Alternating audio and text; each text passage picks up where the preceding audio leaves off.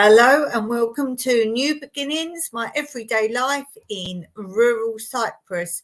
Thank you for joining me. I really do appreciate it, whether you're watching me live or you're watching me in the playback. So hello to you all, wherever you are, and let's have a look and see who's in the comments. We have the astute tourist. Good morning for the USA. I'm work, so I can't stay. Have a great day and stream. Thank you very much appreciated.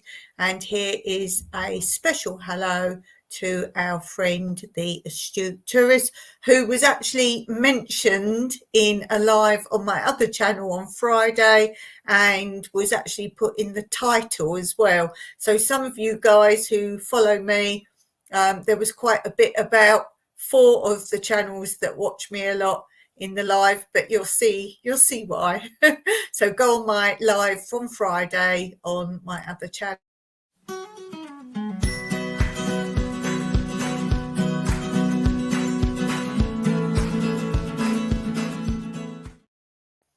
Okay, so let's have a look at what's coming up on today's live.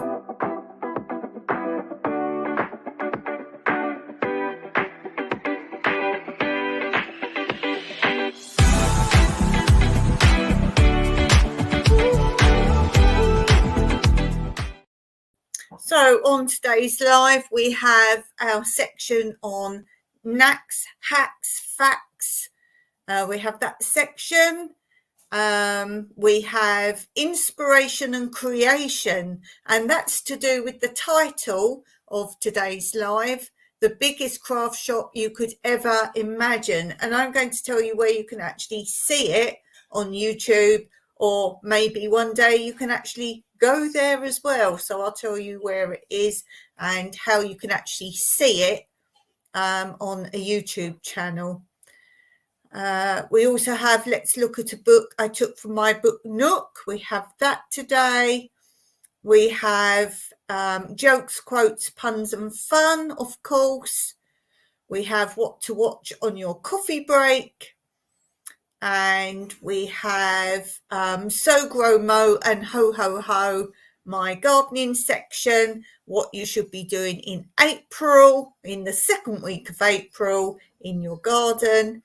And we also have a segment of all about Cyprus, something to do with Cyprus today. So let's begin first of all with the quote for today. And being Monday, we have the Monday quote. I'm not updating them yet because I have promised to do a video on how I create Canva, and I will use the easiest methods available. So I thought it would be easy to actually make a full thing while I'm demonstrating. So I thought, well, the quotes would be just the right size to not make a long-winded video, but just show you all the different ways you can make something and how to save it and everything. So I thought I would do my next quotes then, but I don't have the time to sit and make a video. As you'll know, even if you do gardening or building or whatever your video forum is, it takes longer to actually make a video if you're moving a camera around or getting everything ready for it. It takes longer to make a video while you're trying to do something that is to actually just get on and do it. So I want time when I can make the video at the same time. So we have that. I'm still trying to work out how my phone doesn't fit the tripod, so I'm trying to figure that out as well, because the camera I don't have anymore. Anyway, let's go and start today with Quote Corner.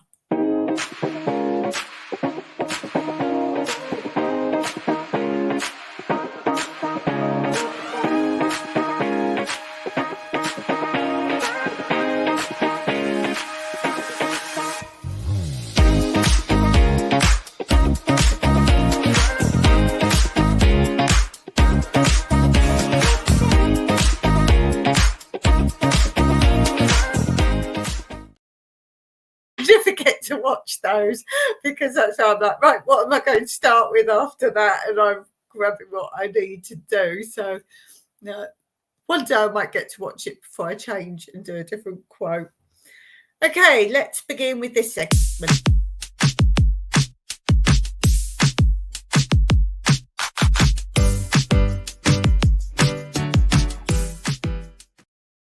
Now, I've recently been doing a bird book and showing you each time a different bird. And I thought, should I change it up a bit? But you're all giving me such positive comments and emailing me and saying how much you're enjoying that. You know how to look out for your birds. So I'm going to stick with the bird book for now.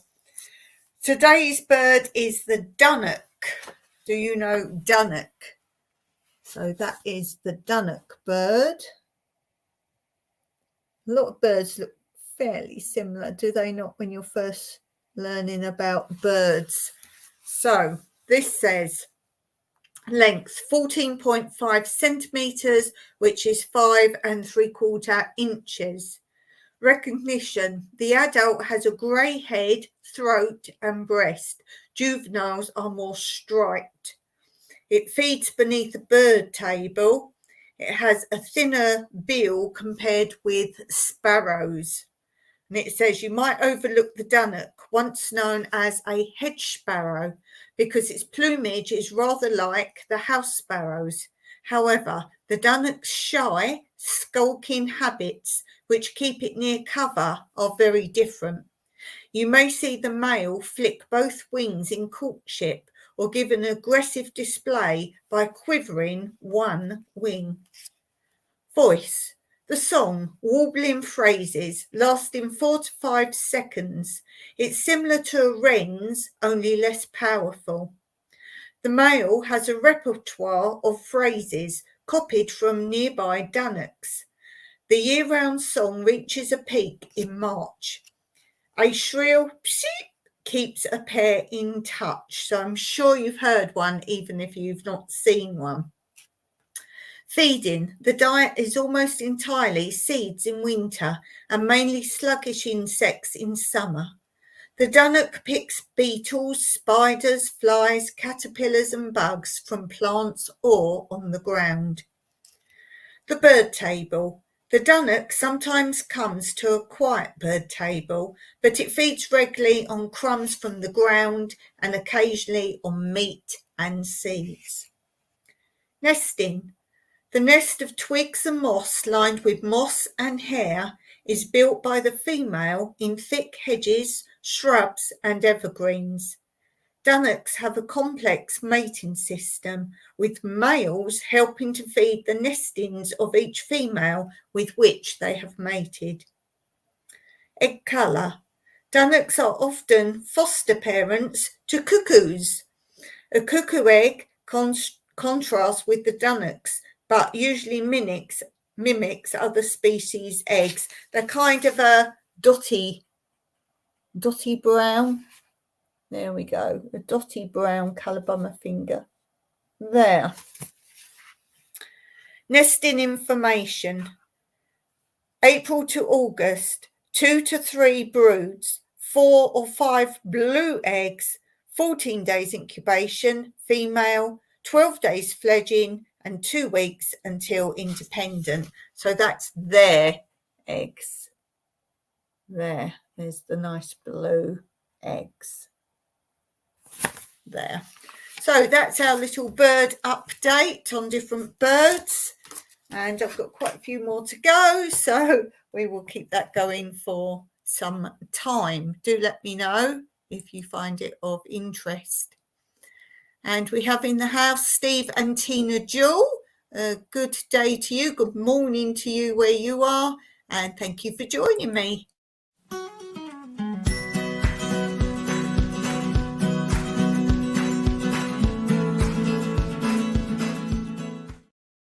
Okay, let's go on to our next section today, which is going to be this.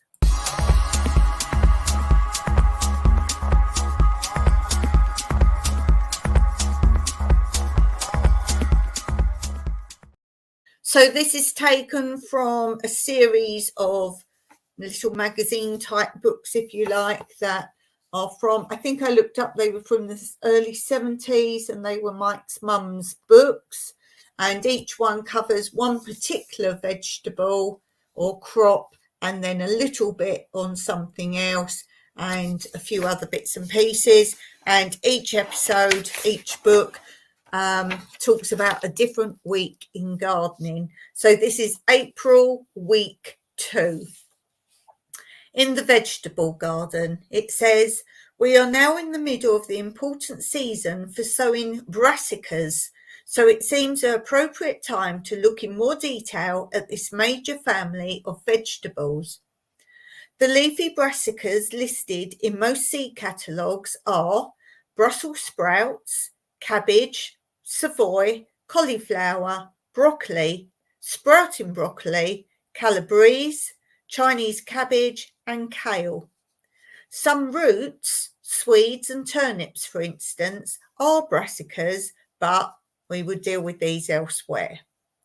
All the ones mentioned here require the same kind of soil, namely one enriched with plenty of rotted farmyard manure or compost and with any tendency to acidity corrected by liming. All are susceptible to the same pest and diseases and should not follow one another in crop rotation. Sorting out which brassicas to sow and when can be a bit of a problem for the less experienced gardener. Brussels sprouts grow slowly and end up as quite tall plants with thick woody stems. They need as long a growing period as possible, and in particular, they need to be well established before a late spring or summer drought occurs. Fortunately, they are quite hardy and can be sown in very early spring. And he says, I usually sow a box of seeds in autumn and keep it over winter in a cold frame or covered by a cloche. A very hard winter may kill the seedlings, but after a mild one, they are weeks ahead of those sown in spring. So although it is still quite feasible to sow Brussels sprouts this month, they would really do better if they have been in the soil for some weeks. Cabbage, however, is a different matter. Apart from spring varieties of cabbage, that is, those which are sown in summer to harvest next spring, all other types are sown in spring, in boxes and under cloches for early crops, outside in a fine seedbed for main and late crops. It's possible to have cabbages for harvesting from early autumn to late winter by selecting early, medium and late varieties. So basically when you buy your seeds, if you're buying seeds, do check you're planting the right ones for what season you want them for. Cauliflower and heading broccoli are two other major brassica crops. It's difficult to define the difference between the two, though for practical purposes, those which produce heads in summer can be called cauliflowers and the rest broccoli. I wouldn't agree with that. Some catalogues now refer to them all as cauliflowers, with broccoli distinguished as winter cauliflowers. Well, I don't know what he's growing, but they're very different here. In general, broccoli are hardier than cauliflowers. I usually wait towards the end of April or early May, when not too many frosts can be expected, and sow them outdoors. By selecting a suitable range of varieties, you can have a succession of crops from late autumn right through the winter until the following early summer. Cauliflowers fill the gap from early summer to mid-autumn. To produce heads in early and midsummer, the seedlings need to be brought on in the greenhouse, the earliest of all being sown under glass in the autumn. For later ones, you can make a succession of sowings in boxes throughout the late winter and early spring. Then move the boxes out of the greenhouse or cloches when the weather is right to harden them off. So that's quite good. Sprouting broccoli comes in 3 colours: green, purple and white. The green is more generally known as calabrese and is the vegetable we buy from the deep freeze cabinet as broccoli spears. It is moderately hardy, so you can sow it now to produce a crop in late summer. Purple and white sprouting broccoli differ from each other only in the colour of the curds. but they are early and late types of both. They are ready for harvesting in a succession of pickings from early spring until late spring. They are usually very hardy. The only advantage in sowing early is to get the plants well established before the onset of a summer drought, but normally the end of this month is quite early. Much the same applies to kale, though here you have a choice of treatments. You can either sow early and aim for big solid plants with woody stems and a mass of shoots on each crown, or you can sow at any time during the spring and summer and compensate for the smaller size of each plant by leaving them unthinned where sown. So many gardeners also getting to know more unusual member of the cabbage family, Chinese cabbage. This crisp salad and green crop grows rapidly. However, it's inadvisable to sow before midsummer. So there's a good start there. And you should be sowing now Brussels sprouts, broad beans, beetroot, sprouting broccoli, cabbage, carrot, kale, leeks, lettuce, peas, onions, parsnips, radish, savoys, spinach, spinach beet, and turnips. You should be planting potatoes, onion sets, shallots, artichokes, asparagus. You should transplant lettuce, and you should be able to harvest spring broccoli, kale, greens, false chicory, rhubarb, lettuce, radish, and spring onions. You should be able to sow your herbs now of parsley, chives, dill, and caraway. For your fruit, you should protect and pollinate apricots, peaches, and nectarines. You should be mulching your gooseberries, cane fruit, currants, and top fruit. And in the greenhouse, you can be sowing aubergines, dwarf beans, cauliflower, celery, lettuce, nearly said lemon then, melon, because I saw melon, courgettes, other marrows, onions, peppers, pumpkins, squash, tomatoes for transplanting outdoors, and now you should be planting tomatoes. So there's a bit of a roundup for what should be happening. These books are from England. I'm way ahead of all of that, obviously. Some of you are behind that if you have snow, and England, well, you're all over the place, aren't you? Because your weather just decides on the day what season it's going to be. But it gives you a broad idea. What I'm doing is now just sowing things continually. I've been doing that since before Christmas. I start sowing then, so that tells you how ahead I am. Okay, let's go on and do this.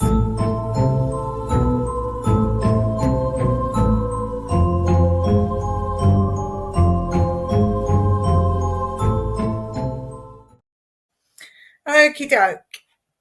So two visitors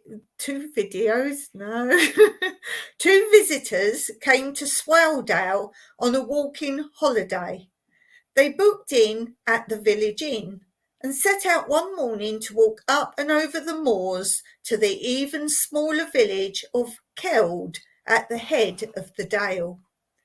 The early sun shone brightly as they swung along moorland tracks and green roads, and at midday they sat down contentedly to eat their lunch. A shepherd passed by with his flock, and they asked, more by way of conversation than anything else, "How far is it to Keld?" "Keld? Oh, it must be about 7 miles. A bit further away than they'd expected, so on they went, and under the heat of the hot sun, down the valleys, clambering up and out again, through the thick heather and bracken, on and on. In the late afternoon they passed a lone farmhouse, where the wife was feeding her hens. "Can you tell us how far it is to Keld?" "Keld? Well, I think it's about 7 miles. Dismay, but nothing for it but to go on. climbing the peaks, running out of paths and even sheep trods across the endless heather while the sun sank remorselessly into the west. At last they dropped down into the valley where a narrow pack-horse bridge crossed the river. Leaning over it in contemplation of the waters below was an old man. Trudging up to him, they put the all-important question. The old man took his cap off and scratched his head, deliberating his response, and then, "Killed? Why, I'd say it's just about 7 miles away." One of the walkers turned to the other and said, "Well, at least we're not getting further away." Crazy. Crazy. What did you think of that one then? Weird. Okay, let's move along from there. I'm laughing. It was one of those, it's like a bad film or a bad book. You're waiting for the ending. You're like, that was a waste of my life for a while there. Okay, let's go on to this.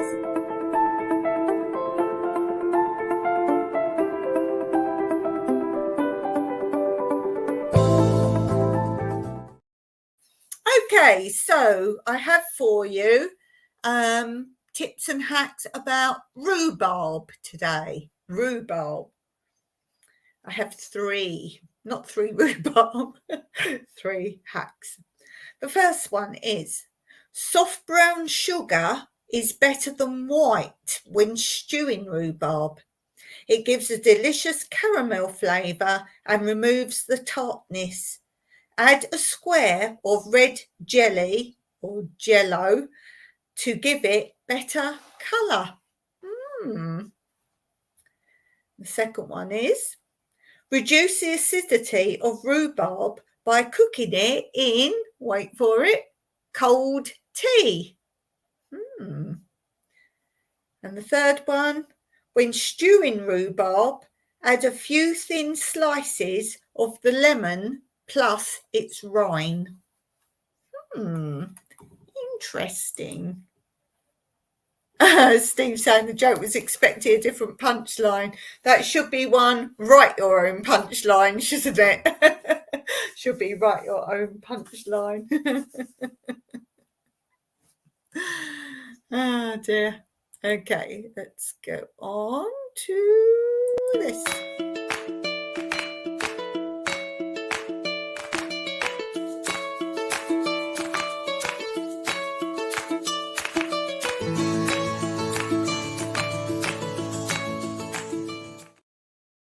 So let's go on with a little bit more, we haven't done for a while, of the Greek gods, a little bit more of that. It says, Hera and Zeus made a very strange couple, for they fought and quarrelled most of the time. Generally, Zeus was at fault, for though he respected his wife in many ways, he was constantly scheming to deceive her and go off adventuring on his own. She almost always found out what he was doing, but though she would remonstrate with him, she was careful never to go beyond a certain point. His temper was uncertain, and she had good reason to know how violent he could be. After her strange rebirth, Hera had been brought up in Arcadia, and it was there that Zeus came looking for her when his other wife had gone. It was winter, and there was snow on the ground. Zeus managed to win Hera's pity and her love by disguising himself as a distressed, half-frozen cuckoo, which he picked up and warmed in her arms. His attraction for her did not seem to decrease when he resumed his normal form. They planned a wedding, and Mount Olympus was filled with rejoicing and celebration when the news reached the other gods. Presents were showered on the couple. Mother Earth gave Hera a tree which bore golden apples. It was planted in a garden on the side of Mount Atlas, close to where Atlas the Titan held the world on his shoulders. In due course, Ares, the god of war, and the smith god were born to Hera. These were Zeus's only children by Hera. Hera spent her life as a handmaiden to the other gods, so little can be told about her, although her brothers led more eventful existences. I mustn't read ahead too fast. Then I mix all the words together. That's quite funny. The joke, positive thinking. Yes, that would be a really good punchline, wouldn't it? Yes, all about positive thinking, definitely. Okay, let's go on to... Oh, I'm on the wrong page. Oh, it's here. Let's go on to this.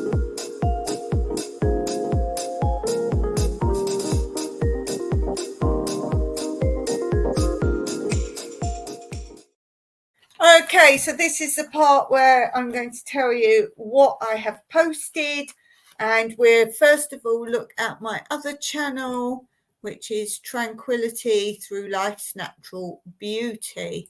So I'll run that under here. If you haven't visited yet, do take a look. And as I call it, a channel with something for everyone. It's such a huge variety channel that I recommend you look at the playlist first, because you'll find things you like and things you don't like. There's cars, if you're interested in cars. There's a little bit of growing on there. There's animals galore. So my Yorkshire Terrier dogs, there's a series on those. There's some cat ones. There's some horses. There's snakes. All the snakes in Cyprus are on there. So many different things. Crafts. All my crafts are on that channel. So much. Do go and look at that. I should read out my playlist one day. Okay, so I have just posted today doing a cat jigsaw puzzle from start to finish. So that's something, if you just want to chill out, zone out for a bit, then you can go and look at that. And on Wednesday, I posted there prior to that was I'm reading my nan's autobiography. So that's got its own playlist, and you need to really start the beginning, but you can always pull out an odd one and hear the story. Stephen Tina saying, had a good life Sunday. Trivia about the Statue of Liberty, man or woman? Who was the model for the statue? Well, I hope the Americans all got that for sure. I hope they all got that. Definitely. Do you have a score chart going, or is it just for fun?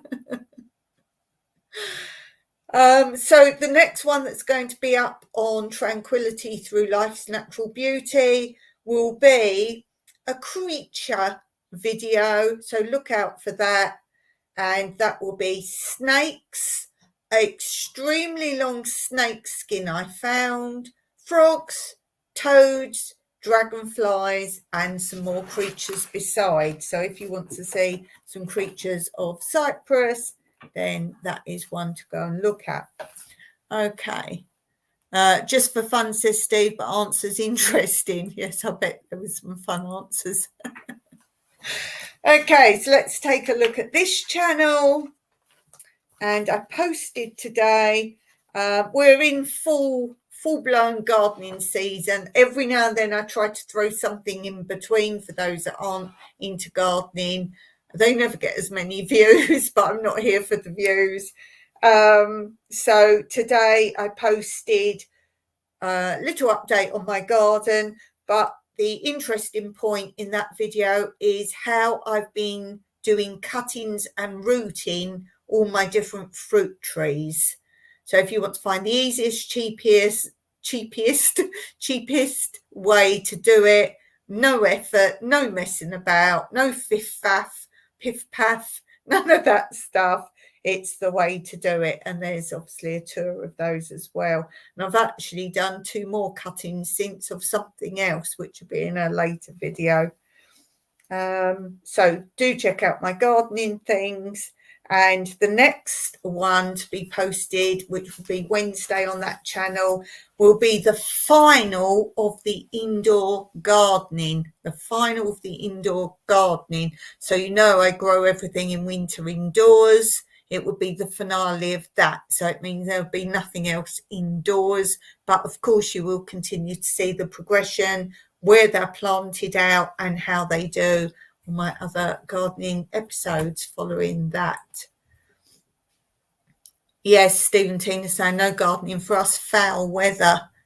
Yes, we were supposed to have had rain today, but we had a little bit of wind. So I put a sweatshirt on just before I did this live, because although it's not cold, you feel the temperature drop in the evening at the moment still. But yeah, but it was good because Monday is I call it an office day. It's a day I sit here and edit and check all my Gmails and that kind of thing. So if you've sent me any comments or I think they would have been answered today. So there's all that. Still cold. Yes, Steve. I'm sending you my warmth. Sending you a bit of warmth here. What was I going to say? I was going to say something else then. Oh, yeah. So basically, I edited today. I edited 1, 2, 3, I think 4 videos I edited today. 4 videos.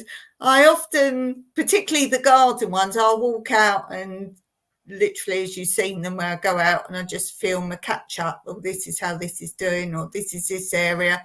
And then they sit there till I have time to edit. So they're easy to film, but not so easy to edit. Raining. A good job. Yes, I do love editing. There's certain types of videos I like editing more than others. On my other channel, I do funny sign videos. Now, if you look at my community post on this channel, every few days I'll put up a funny sign. But on Tranquility Through Life's Natural Beauty channel, I actually do whole videos of signs, whole videos of just of funny signs. So if you want a complete, loads of them coming at you, they're over there. I think I'm up to about editing number 7. Now, you wouldn't believe it, but they take me absolutely ages to edit. They take me ages to edit, particularly if I feel you can't quite read something very well. Depends how you watch it. If you watch it on your phone, I think some you might not be able to read very well. So then I have to put a page up. What would you call it? Like a frame up. That's it. I have to put a frame up and explain this one says blah blah blah, but you might have to see it in context. Steve says, not getting videos because I want a sunny day.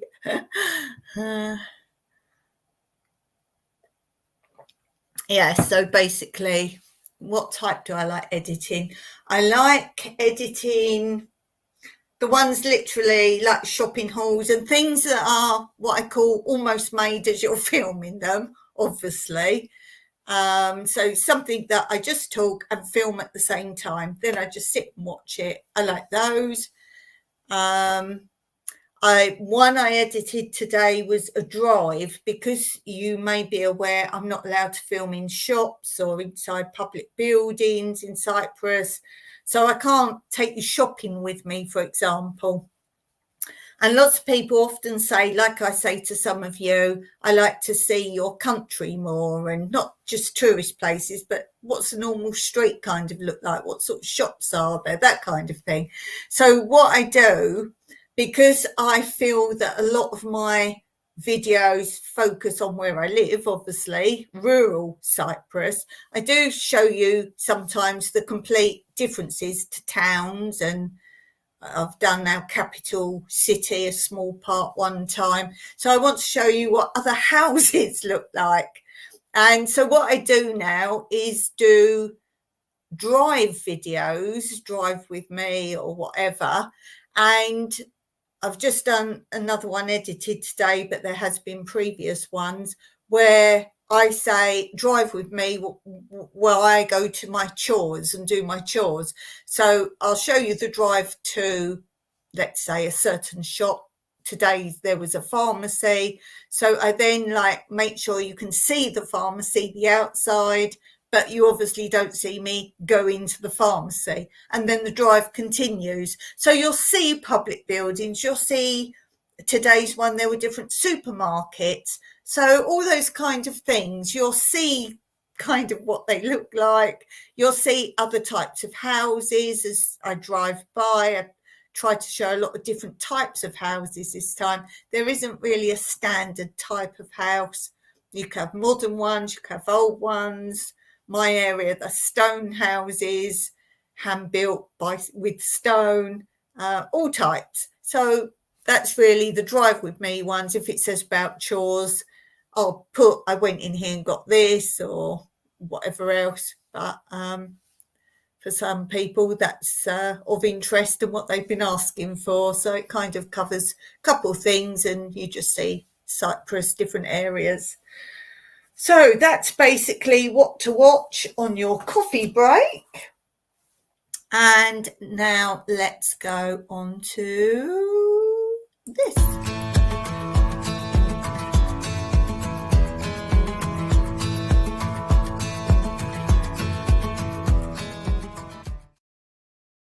So, arts and craft part.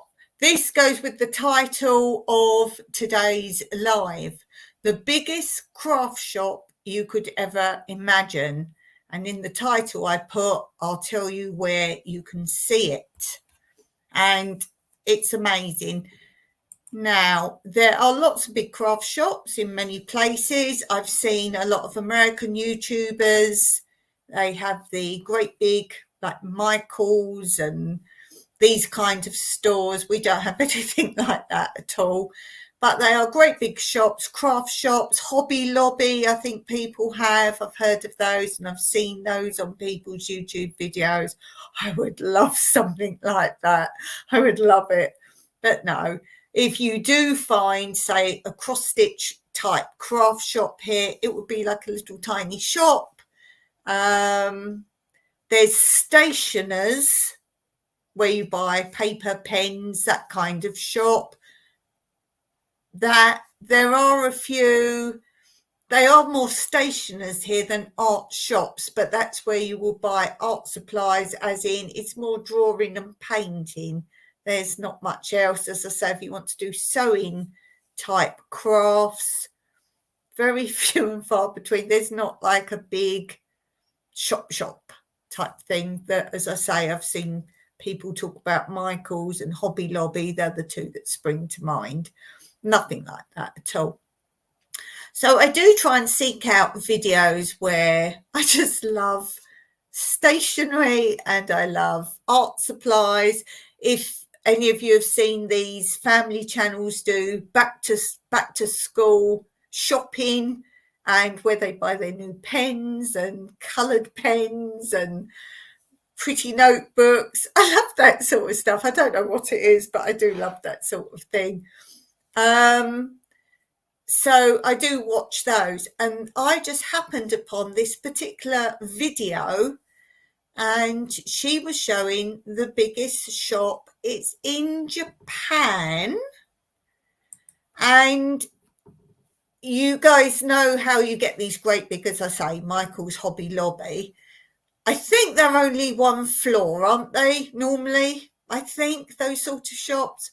Well, these Japanese ones are more than one floor. But wait for it. This one is so big over a few floors that it's actually 3 different buildings of those sizes. Yes.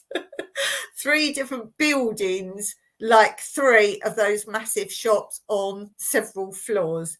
And each floor is almost dedicated to a certain thing. So, for example, one floor in one of the buildings is material, and there's some pretty ones. So what I'm going to do now is put the channel up. I try to get the URL, and it just wasn't working. I don't know what was happening with it.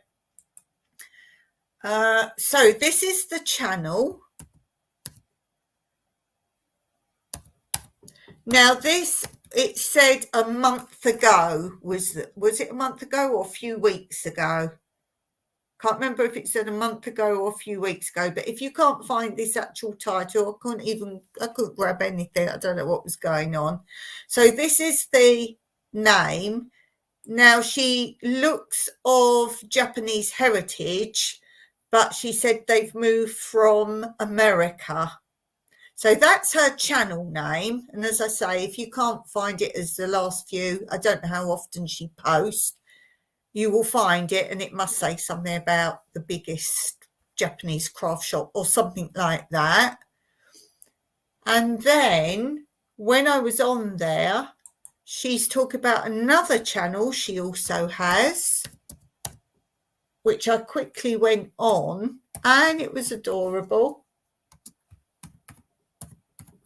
which is that. If I can get the URLs tomorrow, it have to be now, I will put them in the description here, but you might as well just type them in, type in the channel. So the first one I did is her channel with this Japanese shop, but both the channels are full of craft things. So if you're into your crafts, I highly recommend you just go and browse her channels. I don't know her, never met her. I did subscribe because I want to go looking through her channel, see what else there is.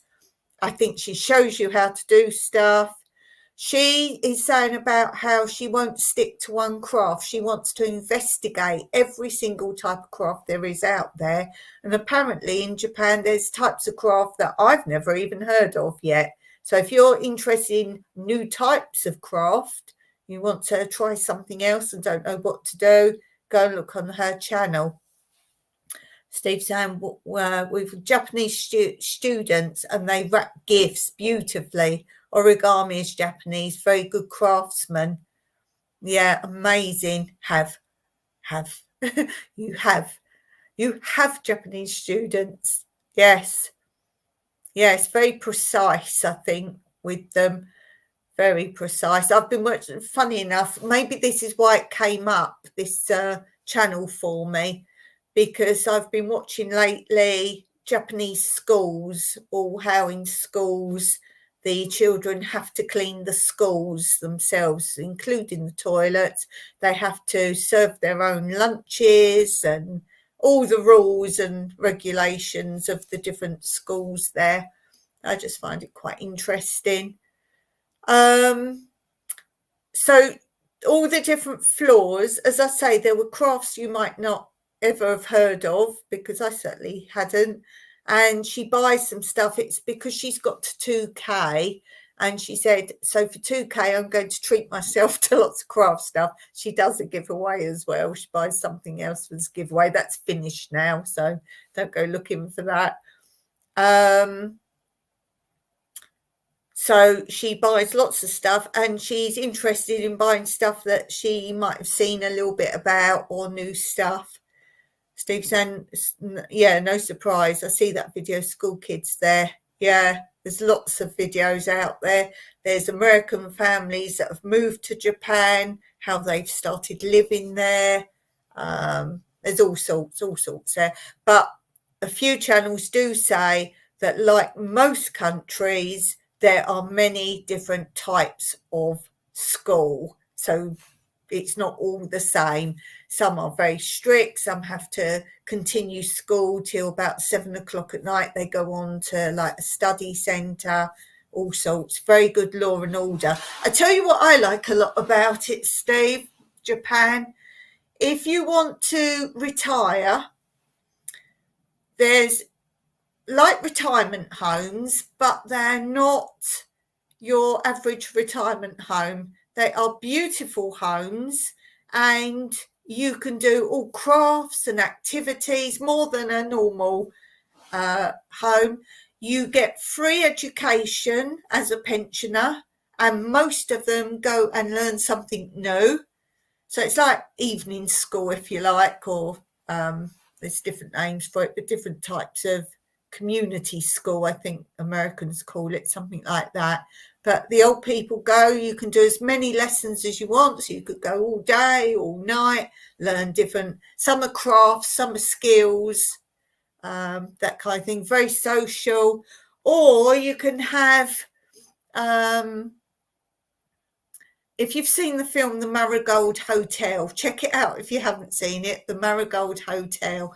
You can go and live in a small house with a few other people, and you get a cook, a cleaner, like someone that serves you like whatever you want. You want them to book a taxi, like an aide, I guess you'd say. Respect your elders. Yes, I do respect you, Steve.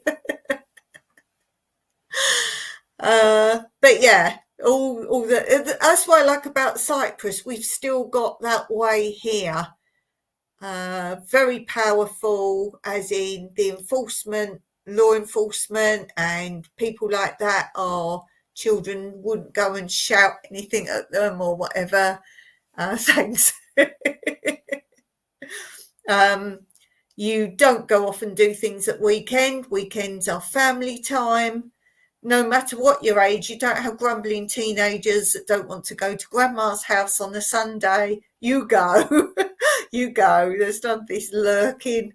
There's none of this Cypriot children sitting around the family meal table with their phones. That doesn't happen. I think I retired in Japan. And some of Japan's like really countryside. I can't think of the region, but some is like really like green and countryside, and that's where a lot of these, I don't know what they call them, homes, and not homes, but you know, retirement places are. But as I say, you can have a tiny one with just 3 or 4 other people, so it feels more like a house, or you can go in a bigger one. But everything's free, I believe, for them. So yeah, and as I say, this girl goes to this shop is one, I can't remember the name of the place now, but she goes to this craft shop and she's showing so many different things that you've never seen. There's stained glass, like to make stained glass stuff. There's miniature furniture, doll's house stuff, that she didn't show much of that. Knitting, all different yarns, as I say, a whole floor of material. What else did she show? She showed so much. Oh, she was showing in the sewing bit zips, you know, zips. I think we all call them zips, don't we? Zips. And she showed one, it was quite colourful. It was like one colour of the materially bit, and then the knobbly bits of the zip all look like pastel-y sort of colours changing. And she shows you up close, and the actual, what do you call the bits of a zip? You know, the teeth, isn't it? The teeth that go like this. Each knobble bit, each knobble of the teeth, each tooth, is a letter of the alphabet. It was really clever. It was really clever. So she bought that just because she said, oh, I'll make something with that. And then there's this thing, I'm not very good at remembering names, but she said it's become very popular, this craft in Korea at the moment. And you buy this long length, like a scarf, but not a scarf, like what's the thing, Steve, you used to put round your neck, like not the feather one, boa, like more like a boa, but thin. So it's quite long. It's about maybe this long there, and it's about this thick, and it's fluffy. And then you get instructions with it. Some were like computer instructions. They give you a link, and some were like video instructions, like a CD or something. And the instructions show you how to knot it. You don't cut it, you just knot it, almost like origami with a long bit of sausage dog material, if you like. Ways you knot it. And her one made a little teddy, a teddy bear. It was really funny. She said that's tie. Tie, thanks. Yeah, like a feather boa, but you get like a smaller round one. So it was long like that. And it was all fluffy.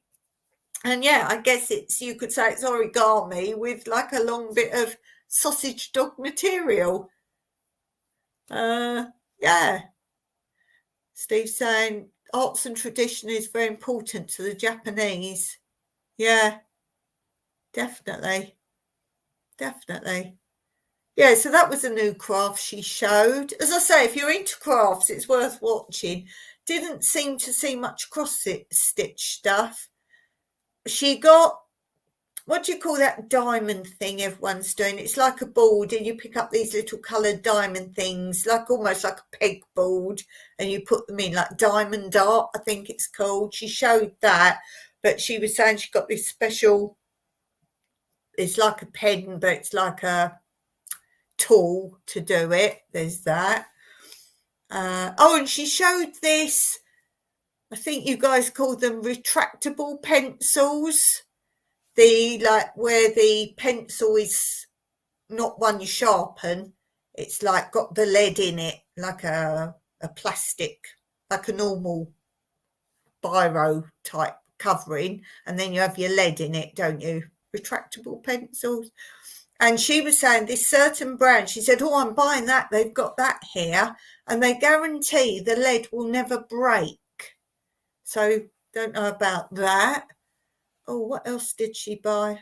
Obviously, paintbrushes, she was saying. It sounds like she does a lot of painting. And this, like, plastic stuff, it looked like plastic film, a sheet of plastic, clear, but some had patterns on. And she showed you at home what you do with it. And she said you can do it on computer now, but she likes to do it by hand. You draw like a cartoony type picture, and then you lay this plastic on top, and then with a craft knife, you cut out the bit you want, and it sort of sticks to it. She said it's not sticky, it's like just a bit tacky. And then you pull the rest off, and you kind of, all these colours and patterns are as if you've inked it for a black and white comic book, the like comic strip. And she said, I love doing it. And that's a craft that would be really fun to do. So as I say, all these film sheets, they're all black and white, or like a grey and different shades of grey, blacks, all that, like you would find in a printed comic or magazine. And you cut out the bits, you put it on first, then you cut round so you get the right shape that you want over your drawing, peel the rest away, and that bit's coloured in that sort of shade. That was really interesting. Like the look of that. I thought, oh, yeah, that's something that sounds quite easy, but really good. But as I say, if you're into crafts, but you want to see some very different sorts of crafts, definitely a watch on that side. But also for this shop, she gets quite excited, obviously, in the shop. So many pens and everything you'd think of. Lots of stuff. Stained glass look. Kind of, it's more like a black and white, like a newspaper. When you get a newspaper and they take a photograph and put it in the newspaper. More like that. I would say more like that. So you don't see the plastic when she's, you lay it on, cut round it, pull the rest off. You don't really see the plasticky look. You just see like the print that's on this plastic. So that looked interesting. And she was into erasers, or rubbers as we called them in England. Marvel comic, yeah, that kind of thing. So you can draw first and then you put this stuff on top. But she said obviously you could do it on computer, but she likes to do that. Then she shows you some of the things she's crocheting. She started to make a second hat, and she showed you that. And then she said, no, she said, I mustn't do the same thing twice. Every time I make or do something, I have to use a different effect or learn a new stitch or something like that. So I think I will be dipping in that channel again, or both of them. Oh, on the other channel I gave you, the second channel name I gave you of her channels, I just quickly went to see, well, what was the difference between the channel. The second one was she's showing you pencil boxes for like school, when you have to take all your pencils to school, pencil case. She was showing you some she got from the internet, she bought on the internet, old ones, and showing you. Now, I'm sure if you're an older viewer, you will know these ones where they were hard, like a hard box, and then you could press buttons on them and the sharpener shoot out, or a lid would pop up, and all that, and it had different compartments in. So she showed you about 4 or 5 of those she'd ordered and showed those. But yeah, definitely worth a look for sure. Definitely worth a look. As I say, if you're into crafts and you just want to see a craft shop, or if you want to find some very different crafts, I think that's the way to go. I don't know if she does demos on crafts or anything like that. I don't know. But as I say, I just briefly watched those two, and I will definitely be back there again. And then hopefully I also get other links come up from YouTube of that kind of thing. So definitely worth a look. Okay, I think I'm going to finish there because I'm just about at my hour. I've been a bit under the weather today, but I've got on with my editing, so I'm really pleased with that. I've got a whole list. I went round the garden the other day and filmed everything as an update, but they will obviously have to be separate videos or it becomes too long. And I've written them all down. Some I can put together if they're quite short, some of the areas. So that will get you really up to date with where we are in the garden. So thank you very much for watching. Very much appreciate it. Don't forget to go and check out my other channel as well. And I will see you all back here, hopefully on Wednesday. Don't forget, if you're watching this back later, to say hello on the comments so I can come and personally thank you there. So until Wednesday, as always, Meraki.